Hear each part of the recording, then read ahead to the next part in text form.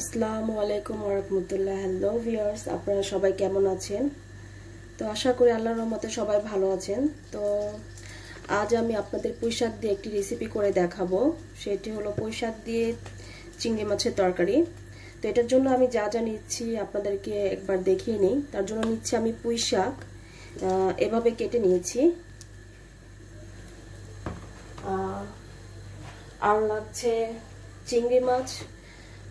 চিংড়ি মাছ আমি এভাবে বেছে, দেখতে পাচ্ছেন বড় বড় চিংড়ি বেছে আমি আগে ধুয়ে নিয়েছি, ধুয়ে বেছে তারপরে এটার ভিতরে কিছু লবণ মিশিয়ে রেখে দিয়েছি।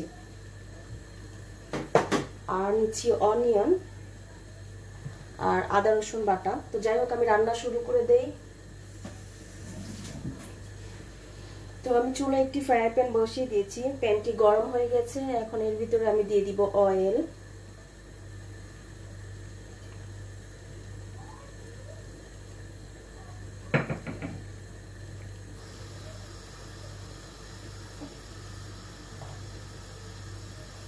তো অয়েলও গরম হয়ে গেছে।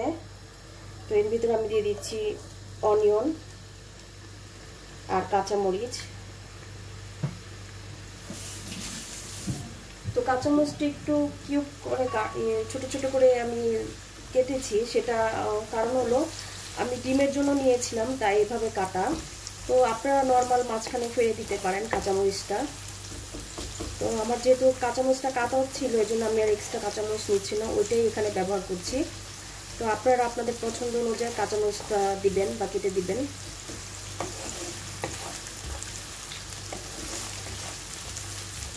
আমার চুলোটা হাই হিটে আছে। আমি কিছুক্ষণ ভাজবো এখানে রসুনটা, পেঁয়াজ কাঁচামরিচটা একটু ভালো মতো তেলের মধ্যে ভেজে নিব। তো ভিউয়ার্স, আমি তেলের মধ্যে পেঁয়াজ এবং কাঁচামরিচটা 2 মিনিটের মতো একটু ভেজেছি। তো এখন এর ভিতরে আমি দিয়ে দিব আদা রসুন বাটা। তো আদা রসুন বাটা আমি বেশি দিব না, আমি এতটুকু দিচ্ছি। এটা একসাথে আদা রসুন একসাথে বাটা আমার, তো এতটুকু দিচ্ছি। যেহেতু চিংড়ি মাছ আছে, এই জন্য আমি একটু অল্প দিচ্ছি, বেশি দিব না, বেশি দিলে গন্ধ লাগবে।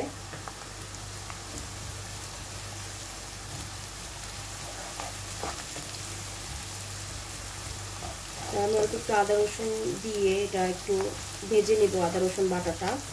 তারপর আমি বাকি মশলা এর ভিতরে অ্যাড করব। তো অনেকে আদা রসুন দেয় না, বাট আমি দেই। প্রতিটি মাছের তরকারিতে আমি একটু আদা রসুন দিতে আমার কাছে ভালো লাগে। তো যাদের ভালো লাগে না তারা চাইলে স্কিপ করতে পারে আদা রসুন বাটাটা।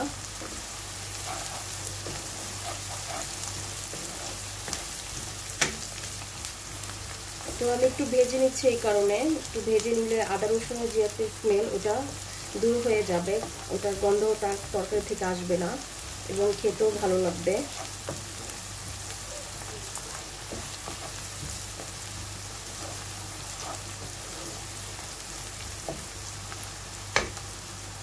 তো আমার আদা রসুনটা ভাজা হয়ে গেছে পেঁয়াজের সাথে। এখন আমি চুলোর আঁচটা একবারে লো হিটে করে দিব, দিয়ে এর মধ্যে আমি বাকি মশলাগুলো দিয়ে দিব। আমি এর মধ্যে দিচ্ছি 1 চামচ হলুদ গুঁড়ো,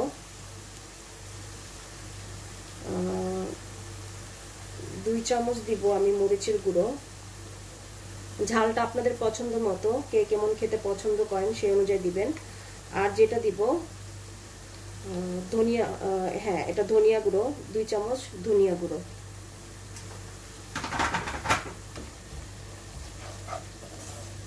দিয়ে একটু মিশিয়ে আমি এই মশলাটা কষানোর জন্য কিছুটা পানি দিয়ে দিব। আর দিব হলো স্বাদ অনুযায়ী লবণ। তো এখন আমি চুলোর হিটটা বাড়িয়ে দিচ্ছি, একবার হাই হিটে করে দিচ্ছি।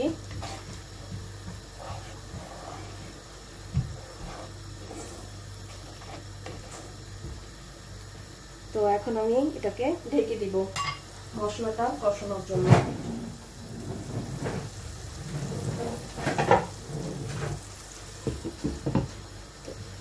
ঢেকে দিচ্ছি। তো আমি এখন ঢাকনাটা খুলে একটু নাড়বো, নেড়ে ভালো মতো মশলাটা একটু কষাবো। তো ভিউয়ার্স দেখতে পাচ্ছেন মশলাটা প্রায় হয়ে আসছে এবং অয়েলটা উপরে চলে আসছে। তো এই পর্যায়ে আমি যে চিংড়ি মাছগুলো বেছে রেখেছিলাম এটা দিয়ে দিব এখানে।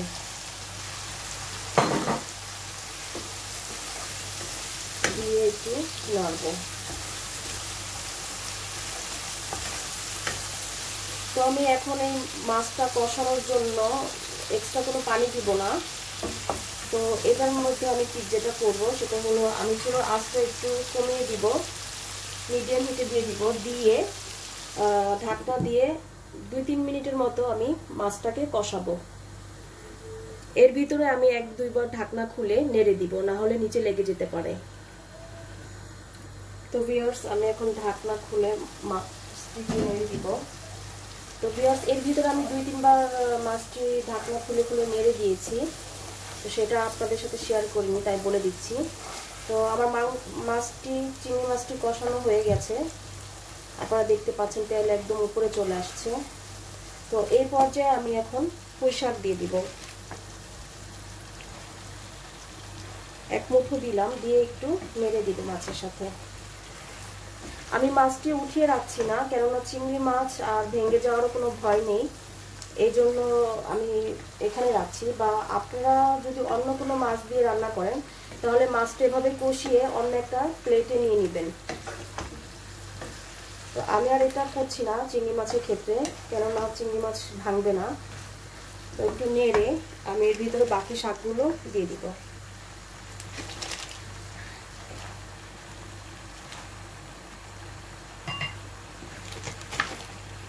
আর ভিউয়ার্স এই পুঁই শাকটি আমার গার্ডেনের পুঁই শাক, মাশাআল্লাহ দিলে আমি একটু লেট করে লাগিয়েছিলাম, বাট ভালোই পুঁই শাক হয়েছে। আর শীতও প্রায় চলে আসছে, এখন আস্তে আস্তে এগুলো সব গাছই নষ্ট হয়ে যাবে। তো যাই হোক, আমার পুঁই শাকগুলো আমি সব দিয়ে এখন আর নাড়বো না। চুলোর হিটটা মিডিয়াম আঁচে আছে, এখন আমি আর বাড়াবো না। তো সব দিয়ে একবার আমি ঢেকে দিব। ঢেকে একটু অপেক্ষা করব এগুলো নরম হয়ে নিচে চলে গেলে, তারপর আমি ঢাকনাটি খুলে এগুলো নাড়বো। তো ভিউয়ার্স আমার 3 মিনিট হয়ে গেছে, আপনারা দেখতে পাচ্ছেন একদম শাক একদম ঝিমে নিচে চলে গেছে। তো এখন এই সময় আমি চুলার আঁচটা বাড়িয়ে দিয়েছি, এখন এগুলো একটু নাড়বো, নেড়ে দিব।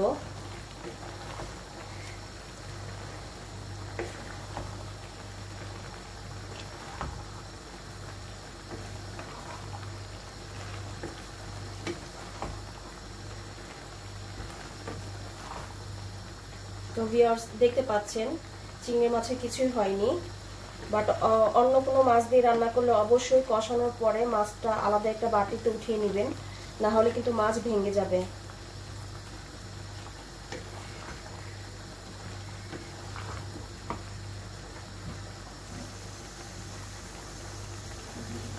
আর ভিউয়ার্স দেখতে পাচ্ছেন প্রচুর পানি উঠেছে শাক থেকে।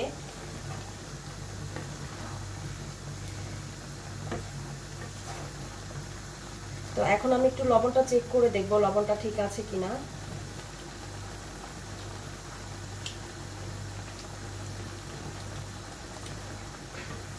হ্যাঁ ভিউয়ার্স আমার লবণটা ঠিক আছে।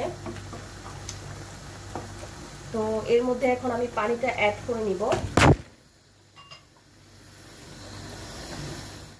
তো ভিউয়ার্স এখন আমি এর ভিতরে পানিটা অ্যাড করে নিব, কেননা শাক যেহেতু বেশি জাল দিলে শাকটা চুকা হয়ে যাবে, এর জন্য এখন আমি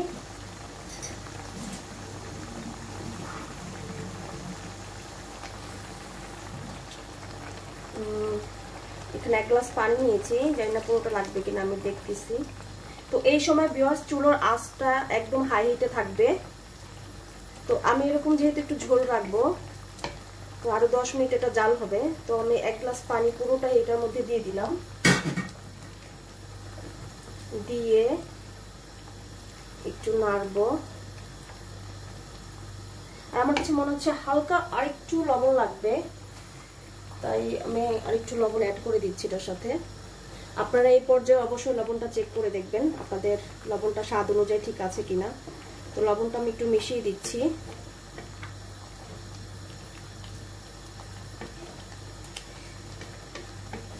আর অবশ্যই সবসময় রান্নার সময় গরম পানিটা ইউজ করার চেষ্টা করবেন।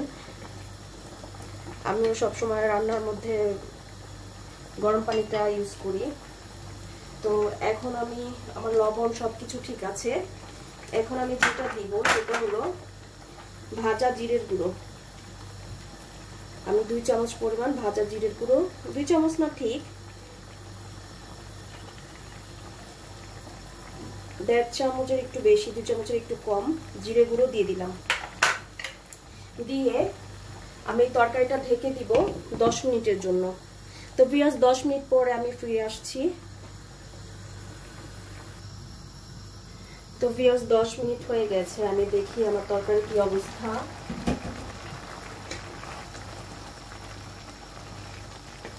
তো ভিউয়ার্স দেখতে পাচ্ছেন আমার তরকারিটি হয়ে গেছে, একটু ঝোল ঝোল আছে। তারপর আমি একটু লবণ দেখি সবকিছু ঠিক আছে কিনা। হ্যাঁ ভিউয়ার্স, লবণ এবং সবকিছু ঠিক আছে। তো আমার তরকারিটিও হয়ে গেছে। এখন আমি চুলার আঁচটি অফ করে দিব। তো ভিউয়ার্স আমার পুঁই শাক দিয়ে চিংড়ি মাছের তরকারিটি রান্না করা শেষ। আমি চুলার আঁচটিও অফ করে দিয়েছি। তো ভিউয়ার্স তরকারিটা আমি একটু খেয়ে দেখেছি, অনেক সুন্দর হয়েছে, খুবই ইয়ামি হয়েছে। আর যেহেতু গাছের ফ্রেশ সবজি, আমার বাগানের ফ্রেশ পুঁই শাক, তো ওইটা খেতে এভাবে রান্না করলে ওগুলো খেতে খুবই ভালো লাগবে। এটাই স্বাভাবিক, ফ্রেশ জিনিসের টেস্টই আলাদা। তো ভিউয়ার্স কথা না বাড়িয়ে আমি এখানে আপনাদের সবার কাছ থেকে বিদায় নিচ্ছি। ভালো থাকেন, সুস্থ থাকেন এই কামনায় এখানে বিদায় নিচ্ছি। আল্লাহ হাফেজ, আসসালামু আলাইকুম ওয়া রাহমাতুল্লাহ। আর ভিউয়ার্স অবশ্যই আমার এই রেসিপিটি ভালো লাগলে অবশ্যই একটি লাইক, কমেন্ট এবং শেয়ার করে আমাকে আরো এগিয়ে যেতে সাহায্য করবেন। এবং আমার ভিডিওতে কোনো ভুল ত্রুটি থাকলে বরাবরের মতো ক্ষমার চোখে দেখবেন। আল্লাহ হাফেজ, আসসালামু আলাইকুম ওয়া রাহমাতুল্লাহ।